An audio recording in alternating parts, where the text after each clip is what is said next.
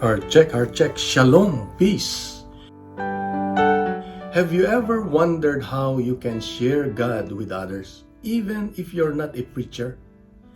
Many of us think, I don't know enough about the Bible. I'm not good at speaking. But Jesus shows us that sharing God begins much closer to home. In today's gospel, Jesus sends his disciples and tells them, the kingdom of heaven is at hand. He also tells them, freely you have received, freely give. Jesus was not asking them to become famous. He was asking them to become faithful. The greatest gift we have received is God's love, and that love is meant to be shared. We don't have to preach a sermon today. Simply be a blessing to one person. Offer a word of encouragement, listen without judging, forgive someone, pray for a friend. Sometimes people don't need a long explanation about God.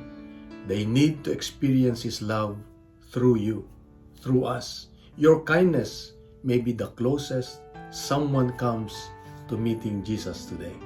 And so let's remember this. The gospel is not only something we speak, it's something we live.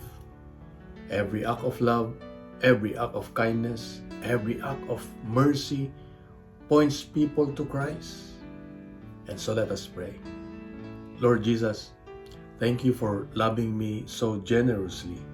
Help me share the same love with others, not only through my words, but through the way I live each day.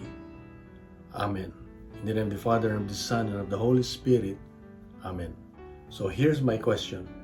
Who is one person you can be a blessing to today?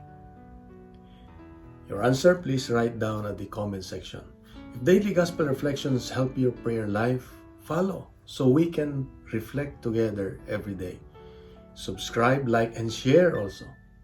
So let's fill social media with good news, not fake news. Let's make the Word of God go viral, one heart at a time. God bless you, and remember, God is always good. He is good.